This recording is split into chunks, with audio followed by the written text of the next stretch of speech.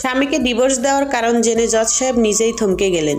কি সেই কারণ জানতে হলে পুরো ভিডিওটি দেখতে হবে। আজ 17 নভেম্বর আদালতের এজলাসে এক অদ্ভুত মামলা উঠেছে। এক নারী বয়স 50 ছুঁই ছুঁই হঠাৎ করে জানিয়ে দিলেন তিনি আর সংসার করতে চান না। তিনি চুপচাপ নিজের মতো বাঁচতে চান, সব সম্পর্ক থেকে নিঃশর্ত মুক্তি চান। কিন্তু বিপরীতে তার স্বামী এই বিচ্ছেদ কিছুতেই মেনে নিতে পারছেন না। তার যুক্তি, মেয়ে বড় হয়েছে, সংসার অনেকটাই ঘুষেছে, এখন সময় শুধু দুজন মিলে একসাথে কাটানো। তবু অনুপমা, মানে সেই নারীর নাম, তার নিজের মতো করে বাঁচতে চাওয়ার সিদ্ধান্তে অটল থাকলো। শঙ্খনীল আর অনুপমা এই দম্পতির গল্প অনেকেই জানে। সমাজে তারা সুখী দম্পতির উদাহরণ হিসেবে পরিচিত। 25 বছরের সংসার তাদের একটি মেয়ে, সব মিলিয়ে বাইরের চোখে নিখুঁত পরিবার। অথচ আজ অনুপমা দাঁড়িয়ে আছেন বিচ্ছেদের জন্য কোর্টের রায় চেয়ে। বিচারক প্রশ্ন করলেন, আপনার স্বামী কি অন্য কোনো সম্পর্কে জড়িত? অনুপমার হাসি মিশ্রিত উত্তর, আজও ওর জীবনে আমি ছাড়া কেউ নেই, আমিই ওর সবচেয়ে প্রিয়। তাহলে কি কোনো নির্যাতন, গায়ে হাত তোলে? না, ওরকম কিছু না। আমি নিজেও আয় করি, একজন কর্মজীবী নারী। আমার উপরে অত্যাচার করার সাহস হয়তো ওর হতো না,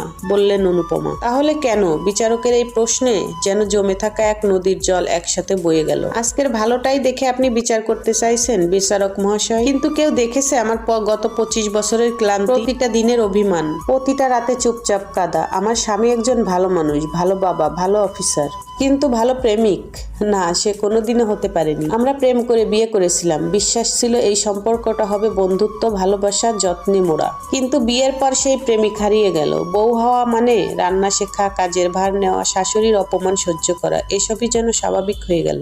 আমি তখনও আয় করতাম, তবু সংসারের প্রতিটি দায়িত্ব নিজের কাঁধে নিয়েছিলাম এই আশায় প্রেম ফিরে পাবো। কিন্তু তেমন কিছুই হলো না। শাশুড়ির গঞ্জনা, শারীরিক কষ্ট, অফিসার ঘরের চাপ, সবকিছুর মাঝেও আমি চাইতাম আমার স্বামী একটিবার পাশে এসে বলুক, চলো আজ দুজন মিলে কাজ করি। কিন্তু সে চুপ থেকেছে সবসময়। সন্তান হওয়ার পর শরীরে কিছু বদল এলো, চোখে ঘুমের অভাবে কালি, গায়ে ক্লান্তি। তখন আমি বুঝলাম তার দৃষ্টিতে আমি কেমন যেন অচেনা। অফিসের চটকদার সহকর্মী তার কাছে হয়ে উঠলো বেশি গুরুত্বপূর্ণ। আমি শুধু এক সংসার সামলানো মানুষ, প্রেমিকা নই। একবার নয়, বহুবার বলেছি আমি আবার প্রেম পেতে চাই, তোমার প্রেমিকা হয়ে থাকতে চাই। সে শোনেনি।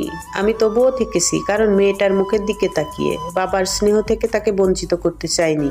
কিন্তু আমার স্বামী, সে কি একবারও আমার অভিমান বুঝতে চেয়েছে? সে আমাকে দিয়েছে সবচেয়ে ভালো বউয়ের খেতাব, বন্ধুদের সামনে আমার সহ্য শক্তির প্রশংসা করেছে, কিন্তু নিজের ভালোবাসাটা কোনোদিনও তুলে দেয়নি। আমি তার একটিবার পাশে থাকাও পাইনি, একটিবার জিজ্ঞেস করাও পাইনি তুমি কেমন আছো। সে নিজের মতো তার জীবনের স্বাদ নিয়েছে, বন্ধুদের সাথে ঘোরা, রাত জেগে আড্ডা, নিজের সময়কে নিজের মতো করে কাটানো। কিন্তু আমার সময়, আমি 25 বছর সংসার করেছি, 23 বছর মায়ের দায়িত্ব পালন করেছি, নিজের জীবনকে